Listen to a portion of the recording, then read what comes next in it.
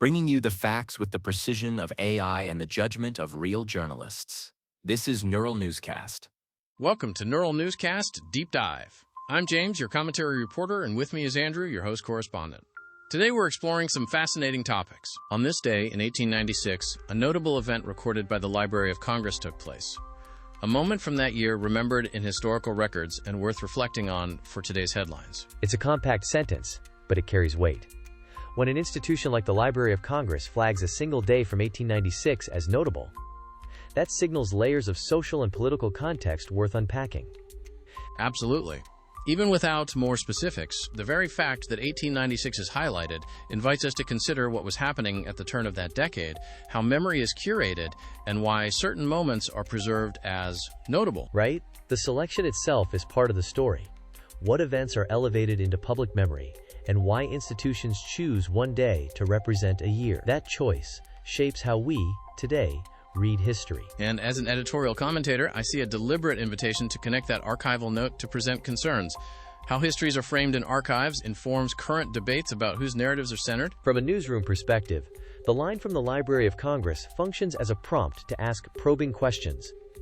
What were the consequences of whatever occurred in 1896? Who was affected? And how did it ripple forward? Exactly. That ripple effect matters. A single notable day can reflect broader shifts in policy, culture, or technology that reshape decades to come. It becomes shorthand for much larger forces at play. And it reminds journalists and the public alike to interrogate the archives, to read beyond the headline of notable, and dig into the particulars that give that designation meaning. Which is where historical empathy and skepticism meet. We take that recorded note seriously, but we also scrutinize what was recorded, what was left out, and how that recording serves present narratives. So even a brief entry like this performs civic work. It preserves, it signals, and it prompts inquiry. For those of us covering the news, it's a cue to connect past and present responsibly. It's a small anchor to a larger conversation, a reminder that historical moments, however tersely noted, deserve careful reading if they're to inform today's policy and public understanding. And as we look at contemporary headlines, recalling that the Library of Congress marked a moment in 1896 as notable encourages us to keep digging, to uncover the specifics, the human stories, and the consequences that still matter. We'll be right back after this short break. Today we celebrate the birthdays of F. Scott Fitzgerald, 1896, Jim Henson, 1936, and Linda McCartney, 1941. F. Scott Fitzgerald, an author whose portrait of the jazz age still feels eerily current. Today we're taking a deeper look at his life and achievements, right? Absolutely. Fitzgerald's work, especially The Great Gatsby, did more than tell a love story. It interrogated the American dream, its glitz and its rot, and he did so with prose that sings and stings at once. He really crystallized a moment, the Roaring Twenties, with that sense of exuberance paired with inevitable disillusionment.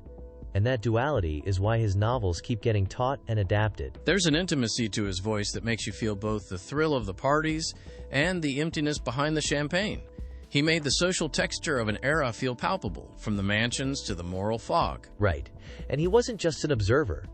His own life bled into his fiction, lending authenticity to his depictions of ambition, heartbreak, and the precariousness of status. A lesser-known thread is how his short stories sharpened his talents. He supported himself for years, writing pieces that ranged from witty social sketches to quietly devastating character studies. That's a good point. Those stories were his financial lifeline, but also his laboratory. He honed the economy of language and theatrical moments that make the novels so compelling. And speaking of craft, Fitzgerald's ear for dialogue is underrated. His lines can read like stage directions for human failure. Crisp, witty, and then devastating. It's why characters like Gatsby linger. He's mythic but heartbreakingly human. A construct of hope, reinvention, and the price paid for both. That complexity keeps readers returning. Fitzgerald's influence extends beyond literature. He helped define how we narrate the modern self, ambition wrapped in spectacle, and that template shows up in film, theater, and even pop culture. Meanwhile, on this same date, we also celebrate Jim Henson and Linda McCartney, two creatives who shaped different cultural corners. Henson with the Muppets, and McCartney through photography and music. Both remind us that artistry wears many faces. Fitzgerald with prose, Henson with puppetry and storytelling for children, McCartney with images and song, each leaving a distinct cultural imprint. Bringing it back to Fitzgerald, his legacy is that persistent question: what do we pay for our visions of success? That interrogation hasn't aged a day. Exactly. His work endures because it asks us, with elegance and sorrow, whether the dream is real or merely the best story we tell ourselves. That keeps him endlessly relevant. Time for a quick pause. We'll explore more when Neural Newscast Deep Dive returns. This is Chad Thompson. I created Neural Newscast to make it easier to keep up with the world without the noise. If you're finding it helpful, head to neuralnewscast.com to explore all our shows, recaps, and reports. Welcome back to Neural Newscast Deep Dive. Let's continue our exploration. The human lymph nodes filter lymph fluid. Right, the human lymph nodes filter lymph fluid. That single line carries a lot of weight when you think about circulation beyond blood. Lymph nodes act as checkpoints. Checkpoints is a good word. They filter lymph fluid. It's a succinct way to describe a critical function in our bodies. Concise and decisive. Human lymph nodes filter lymph fluid. Saying it that plainly highlights why they matter in immunity and fluid balance. Exactly.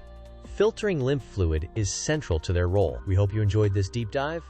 From James and all of us at Neural Newscast, I'm Andrew. Join us next time. That wraps up today's journey through time on NNC, Neural Newscast.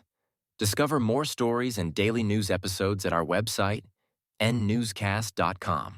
Neural Newscast blends real and AI-generated voices for fast, high-quality production.